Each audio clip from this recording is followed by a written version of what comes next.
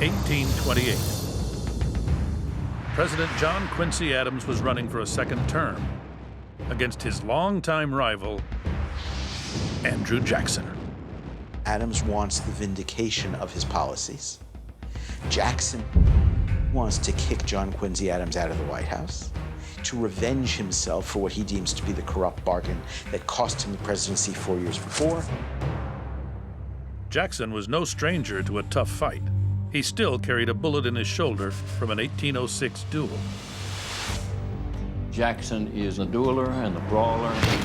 Challenges a man to a duel over a remark about his wife.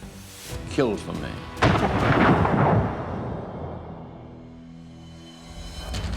Jackson was not reluctant to sling mud, and neither was Adams. The press thrived on the salacious copy. There were around 850 newspapers published in the young country, one per 13,000 people versus one per 24,000 people today. These newspapers circulate through the mails. People read them in taverns. They read them in coffee houses. Someone sees a guy in the corner reading a newspaper and says, "Would you read aloud what it says about the candidates for the presidency?" And people start arguing about whether they like Jackson or they like Adams. The idea that the press was supposed to be objective, by and large, didn't exist. I mean, the parallel today is why people watch Fox or MSNBC. People watch cable news to be reinforced in their pre-existing views. It was very much the case in the 19th century. The Jackson campaign said that John Quincy Adams, when he was American minister to Russia, pimped an American woman to the Tsar. Jackson is called a bigamist, an adulterer, a cockfighter, a gambler. There is no demeaning term in the American political vocabulary that is not heaped on him. The rematch drew more than 1 million men to the polls.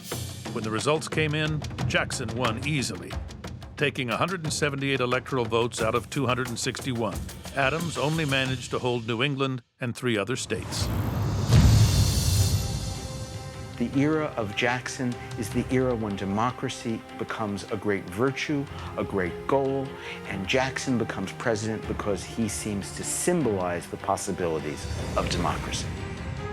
Jackson's one of 2 or 3 presidents who's entitled to have his own age. A man who came into office with an enormous expansion in the electorate. Now, the number of people who voted in 1828 more than tripled over 4 years earlier. Andrew Jackson invented the politics of us versus them. If there was any remaining doubt about Jackson's credentials as a man of the people, the inauguration put them to rest. Thousands of common folk, farmers, laborers, both black and white, stormed the White House for a glimpse of the man they'd made the 7th president. He hosts this reception at which thousands and thousands of people come, and they overrun the White House. They destroy the furniture, they tear down the drapes, they break the windows, and people who remembered George Washington, who remembered Thomas Jefferson, they were aghast. What is this country coming to? He put a stamp on the next generation. Aspiring politicians in his party would say, "I'm like Andrew Jackson," just as political figures today, they say, "I'm like Ronald Reagan," if they're aspiring to be the Republican nominee. Jackson not only had a new vision for the presidency, he had one for the White House, too. He added a north portico, a driveway appropriately shaped like a horseshoe, gas lighting, even running water via faucets on each floor.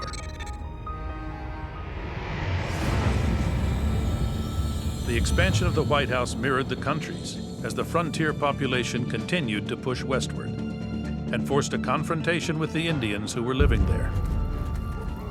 The relocation of the Native American Indians was something that began in colonial times. As American population moved west, as it crowded into the lands that had been occupied by the Indians, they found themselves being pushed. Andrew Jackson is a man who makes it very clear, even before he's the president, that he's going to move the Indians away. Jackson was somebody who wanted to just forge ahead and say, it's an either or.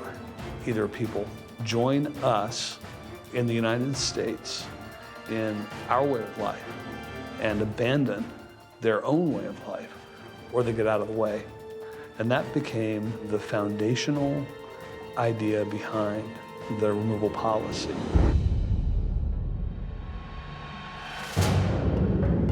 Big voices in Congress voiced outrage over Jackson's proposal. His rival, Henry Clay, Senator Daniel Webster from Massachusetts, and Tennessee Congressman Davy Crockett. But for a president who would purge 5 of his 8 cabinet members and veto a dozen bills during his presidency, more than the preceding 6 presidents combined, the opinions of others mattered little. When the Constitution was written, everybody expected that the Congress, the legislative branch, would be the most important. It became apparent that one person had a great deal more ability to shape things than what amounted to a committee of Congress. And presidents, but especially Andrew Jackson, Abraham Lincoln, they began to seize power away from Congress. No one did more to strengthen the presidency than Jackson. The president was the one official elected by everyone, and therefore the president had a unique authority, a moral authority that transcended any other office. Jackson rallied public support, pushing for newspaper articles and op-eds supporting Indian removal, leaving Congress no choice but to fall in line. It would become formal policy under Andrew Jackson. It would be etched into law by Congress at the Indian Removal Act of 1830. Congress passes with the assumption that the military would be adequately funded to help transport these Indians to the West. Unfortunately, in later years, that funding would not come about and would lead to severe deprivation. Think about the fact that of the 14,000 Cherokee people who were on the Trail of Tears heading from the southeast to Oklahoma, that 2,000 to 4,000 of those people died along the way. What does that mean for the history and the story of the United States? I know Cherokee people who don't like $20 bills just because they see President Jackson on them. Most Americans condoned or tolerated Jackson's policy in the name of gaining new territory.